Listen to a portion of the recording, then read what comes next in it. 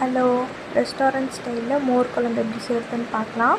இதுக்கு ஒரு பேனில் கடுகு ஜீரகம் போட்டு பொரிஞ்சதுக்கப்புறமா ஒரு மீடியம் சைஸ் வெங்காயம் கட் பண்ணி சேர்த்துருக்கேன்.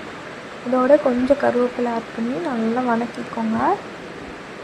வெங்காயம் நல்லா வதங்கினதுக்கப்புறம் வெண்டைக்காய் கட் பண்ணி சேர்த்துருக்கேன். குட்டி குட்டியாக கட் பண்ணி வெண்டைக்காய் நல்லா எண்ணெயிலேயே பொரிஞ்சு வதங்கணும். உப்பு கொஞ்சம் சேர்த்துருக்கேன். இப்போது 1 மணி நேரத்துக்கு முன்னாடியே நான் பருப்பு 1 ஸ்பூன், அரிசி 1 ஸ்பூன் நல்லா ஊற வச்சுருந்தேன்.